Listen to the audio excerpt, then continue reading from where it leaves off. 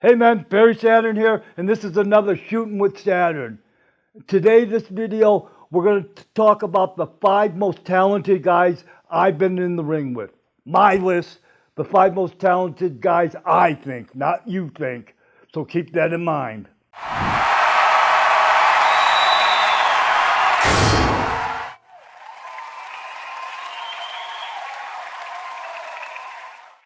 I'm not saying these are the 5 most technically sound wrestlers.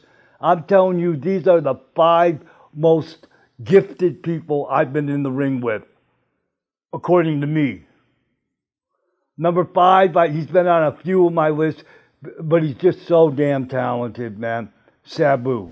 And I know that half the people who hasn't paid attention, they're going to hear suicidal, homicidal, and they're going to assume Sabu was a dangerous, reckless worker. Sabu never hurts anyone. Never hurt anyone. Never hurt me. The occasional, every other punch would be stiff, but other than that, never dangerous, and just a great, great worker to be in the ring with. And he did whatever it took to ensure that you had a good match, and one of my favorite people to be in the ring with. I really don't think Sabu and I ever had a bad match.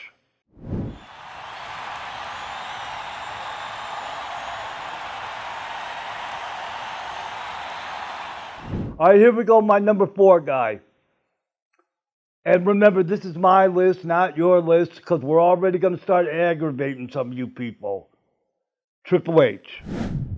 Now, those of you who don't know, Hunter and I go back to learning how to wrestle days. We're both Killer Kowalski guys. I've wrestled him a bunch of times on independent shows in the beginning of both of our careers. Later on, right before Hunter went to WCW and I went to Memphis, we'd have matches together. And towards the end of my career in WWE, actually being in the ring with Paul in WWE, most of them are my best matches there just because of the familiarity and how comfortable we were together. I had a silly Sunday Night Heat match with Hunter, Paul, and when I got to the back, Raven was there, and he told me, he goes, Perry, he goes, that's the most comfortable I've ever seen you in the ring. And that's Paul, because we just know each other that good.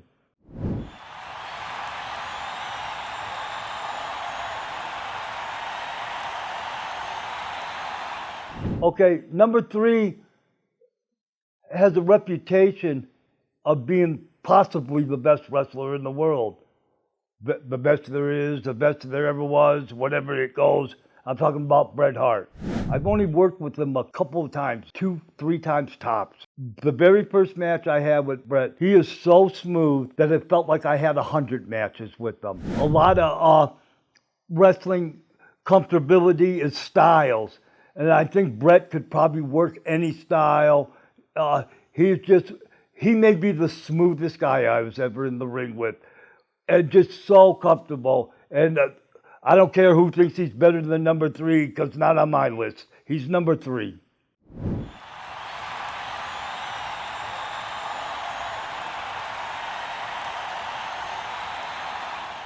All right, I'm going to get a little sidetracked. I want to tell you about the day I met Bret Hart. It was in Indianapolis. Just by some coincidence, Bret and I happened to be walking into the building at the same time. This is Bret's first Nitro. First day there in WCW. He's the cock of the walk in WWE. I mean, this is the guy, right? And he walks in the locker right away, says, hey, Perry. So that means he's taking time to watch the show and he knows who the hell the insignificant people are. And I, of course, say, hey, Bret, and we shake hands, and we're talking as we go through. And as you go through the back in the WCW locker room, you'll get to the war room. You'll get a sign there to say production, and then you'll get WCW.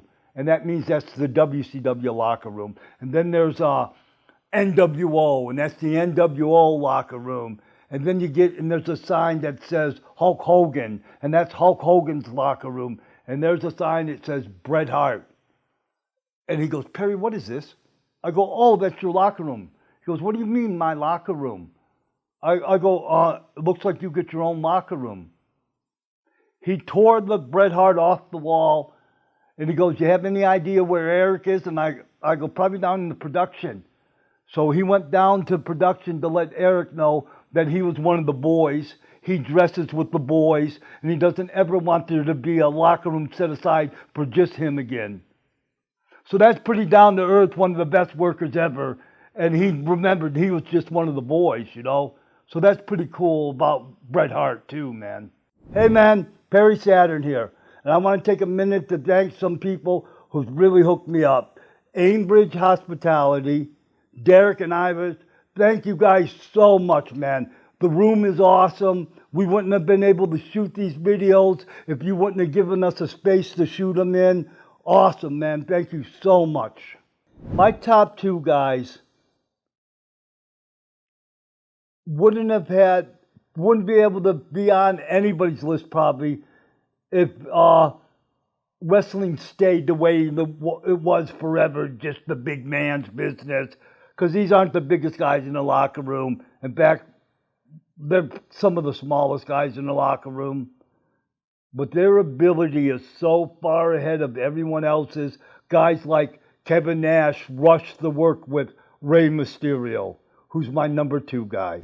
Rey Mysterio would be the best guy I've ever been in the ring with, except for the number one guy is just that special. But Rey, I've had so many matches with him over my career, and always good matches because he made sure they were good. All I had to do was be there to catch them, man. A little inside joke, in ECW, me and John worked against him in 911, and I'm sure it was probably my fault, but somewhere between Oscar and I, Rey, he did a moonsault to the floor, and I'm to catch him, and it wasn't just right, I was short, so I had to reach in to grab him. And when I did that, his head went in my hand and drove my hand into the steps, and he shattered my hand. I had got pins in it and a plate from catching Rey, which is so ridiculous because he could never hurt anybody, just probably my dumb ass not in the right spot. But I watched a match one time at the WWE Power plant with Rey as him and I, and we do a spot in the corner, both of us standing on the top rope, Frankensteiner. He tells the students that are watching it, you know, he goes, and we did that spot because Perry knows what he's doing, and I only do that with us both standing in the corner with the guys who know how to work. So he's humble and put me over because all I had to do was stand there and let him do his super stuff, man. Great guy and just a great worker.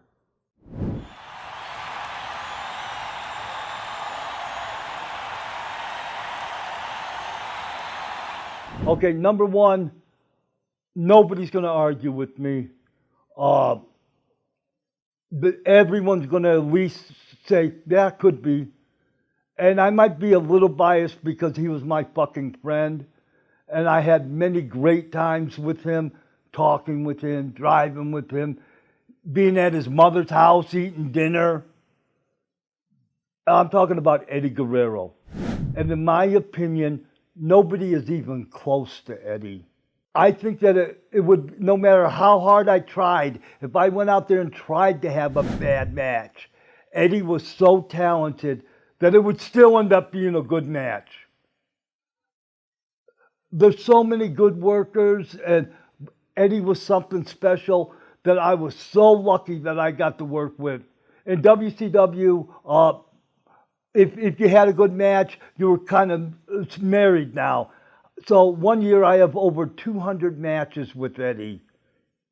What a great year that was for me, man. By the end of that year, I was a better worker just by trying to keep up with him. By far, the best worker and maybe one of the best guys ever in the business. Eddie Guerrero. No way around it.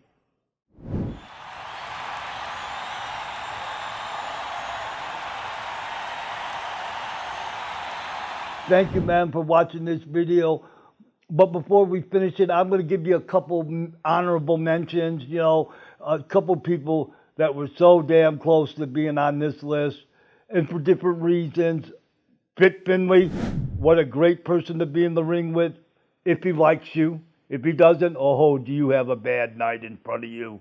If I close my eyes and I try to imagine the perfect professional wrestler, Ultimo Dragon pops in my head. Always dressed sharp in a suit when he's not wrestling. His wrestling gear is always in top shape. He's always in great physical shape. He works as hard as he can, and he never does anything that would be a bad representative to the company. I met Ultimo Dragon working for Tenmu, and the first day I met him, we were talking about the business, and he was telling me about working out. And you know, very impressive. He's working really hard, and I go, "Wow, what do you want to get out of this, Dragon?" And he looks at me without missing a beat. He goes, "Perry, I want to be the best in the world." And he might have made it, man, if not pretty close. So, Finlay, Ultimo Dragon, these guys should have been on the list, but we only did 5. I really appreciate you taking the time watching the video. If you hit the like and subscribe button, you'll enable me to do more videos for you. And if you like this video, if you watch one of these, I think you'll like them too.